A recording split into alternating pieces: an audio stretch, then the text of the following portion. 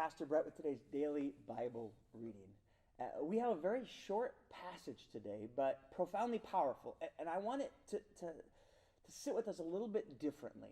Not just as a Bible verse that we read or even that we give commentary on, but really that you would make this verse, these two verses we're going to read, your prayer today. It's an invitation for God to come into our hearts and for us to be changed by the presence of God in us. Let's read together and let's unpack what this could look like today in our hearts. Psalm 139, just verses 23 and 24. David writes this: "Search me, God, and know my heart. Test me and know my anxious thoughts. See if there is any offensive way in me, and lead me in the way everlasting." Search me, God.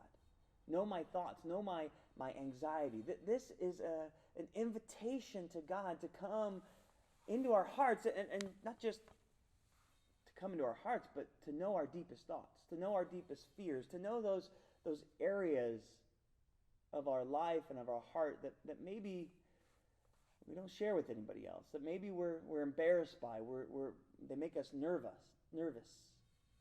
that makes us anxious. Maybe there are areas in your heart and in my heart that we're not even aware of, places where we're not trusting God, where we're being led by fear, where our faith is being choked out by anxiety. The first part of this prayer, search me, God, well, that is a big ask of faith. That's opening up all of your heart, saying, God, there's nothing that is roped off, that is off limits, that you cannot touch. God, it is all yours.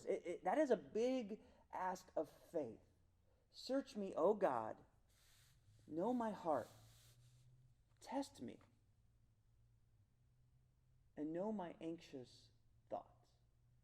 The first part of this prayer here is a powerful invitation to God. And I want to ask you to consider this, to pray this prayer today. And maybe there are some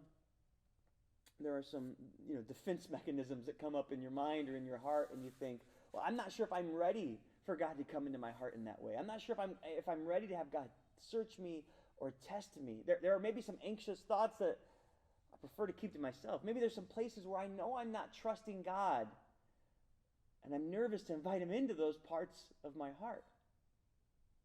This is a prayer that says, no, God, I'm letting you into all of my heart, all that I am, no thought held back. Might be a scary place, but as we invite God into that place, those corners of our hearts that maybe we're afraid to let them see the light of day, we're afraid to even acknowledge them in our own lives, when we let God into those spaces, that's when we can experience healing. I love the way one church leader has said it. What is concealed will not be healed. If we are hiding things in our heart from God, we won't experience the fullness of God's healing in that area. So the first part of this prayer, God, search me, test me, know my thoughts, know my heart. Verse 24, see if there's any offensive way in me. Is there anything that I am doing in my heart, in my thoughts, in my inner world? Is there anything that is offensive to you, that goes against your way of leading me? You know, I think we are all tempted in one time or another, in some teaching or another of God, to maybe shape the way of God after our own image, after our own political thoughts, after our own ethical thoughts, after kind of how we imagine what the world should be. But this part of the prayer is saying, God, no, I want to be shaped by your way. Lead me in the way everlasting, in the way that doesn't depend on the trends of society or on the news cycles around me or even on my own anxiety and my own fears. Lead me in your everlasting way. This is a rejection of those kind of false gods that we can set up in our hearts that kind of are shaped after our own desires, our own ideologies, our own best ideas. No, God, if those aren't yours, if those offend you, or if those go against the way that you're teaching me, I set those aside. And that last phrase, lead me. This is a pleading with God to change us. we're kicking off a new series this weekend called The Unicorn. And I know it's a strange title, and that's part of the intrigue of it. And you'll see on Sunday exactly why we named it this thing. But this title is, and this series is all about, in the letter to Philemon, what does change look like in our lives? And let me tell you, this can be a powerful starting point. This little prayer, God, search me, know me, lead me away from those things that offend you and towards your way everlasting. That invitation, that asking God to lead us, that is the beginning of real and lasting change. And so my ask of you today is simply that you would make this prayer your prayer.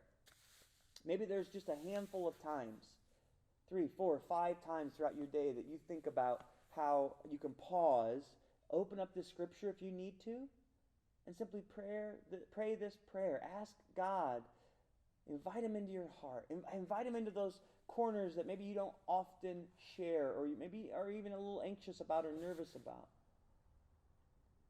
And ask him to lead you. Ask him to lead you into his healing, lead you into his way, to ultimately to change you into his image.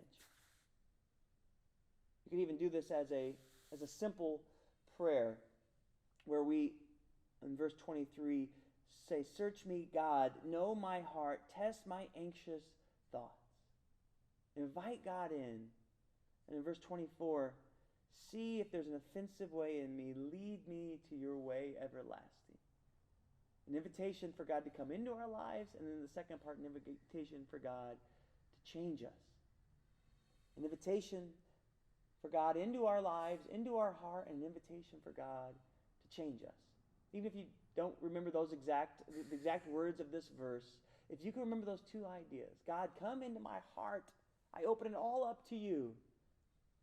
And secondly, God, I invite you to change me. I invite you to lead me in your ways, to shape me into your image, to make my heart reflect your heart more each day. That's the beginning of a prayer. If we could pray that today, that's the beginning of a prayer that can change us, because it opens our hearts and it opens our lives to the power of God. Community, have a great, great day, great week, and I cannot wait to kick off this new series with you on Sunday. God bless.